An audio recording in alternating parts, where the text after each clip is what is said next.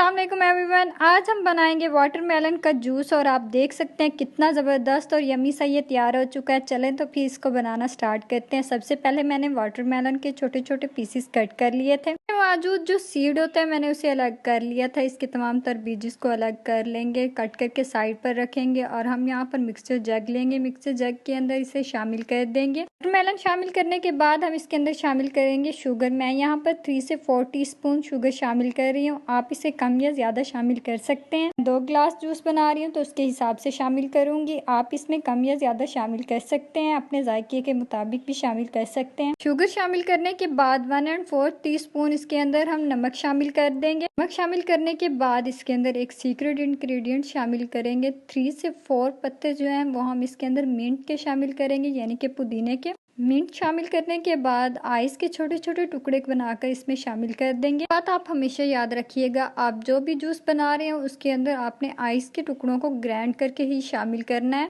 कि ग्राइंड करने से पहले उसमें आइस शामिल करनी है। आइस शामिल करने के बाद 1 गिलास हम इसके अंदर पानी शामिल कर देंगे। शामिल करने के बाद ग्राइंडर के ऊपर हम ढक्कन लगा देंगे और इसे 3 मिनट के लिए अच्छी तरह से ग्राइंड करेंगे। और आप देख सकते हैं 3 मिनट बाद जूस इस शक्ल में आ चुका है। मैं आपको बताऊंगी कि सर्व करने का सबसे बेस्ट तरीका क्या होता है। सबसे पहले हम एक प्लेट लेंगे और उसके अंदर शामिल कर देंगे जामे शीरी और उसको हम ग्लास की मदद से रोटेट करके उसके ऊपर साइडों पे ऊपर ग्लास पे लगा देंगे। इस तरह से हमने जामे शीरी ग्लास पर लगाई है, वैसे ही हम शुगर पाउडर भी ग्लास के ऊपर लगा देंगे। अब हम दोनों प्लेट्स को साइड पर रख लेंगे, ग्लास लेंगे और ग्लास के अंदर हम जूस शामिल कर देंगे। देख सकते हैं कितना जबरदस्त सा और यम्मी सा जो जूस है वो तैयार हो चुका है। जूस शामिल करने के बाद अब हम इसके ऊपर एक खूबसूरत सी गार्निश करेंगे। बारीक कट किए हुए इसके अंदर हम वाटरमेलन शामिल कर देंगे। मेलन शामिल करने के बाद हम मिंट के पत्ते लेंगे और उसकी मदद से एक खूबसूरत सी गार्निश कर देंगे। बहुत ही ज्यादा टेस्टी और यम्मी सा जो हमारा जूस है वो हो चुका है तैयार। और आप देख सकते हैं कि ये कितना जबरदस्त और कितना खूबसूरत सा ये लग रहा है। आप अपने घर में आए हुए गेस्ट को सर्व कर सकते हैं। बहुत ही जबरदस्त और बहुत ही यम्मी सा ये जूस है। कहती हूँ कि आपको मेरी आज की वीडियो पसंद आई हो कि लाइक करना और कमेंट करना मत भूलिएगा। साथ ही मेरे चैनल को भी सब्सक्राइब कर दीजिएगा। इंशाल्लाह नेक्स्ट वीडियो में मिलेंगे एक न्यू रेसिपी के साथ। तब तक के लिए अल्लाह हाफिज़।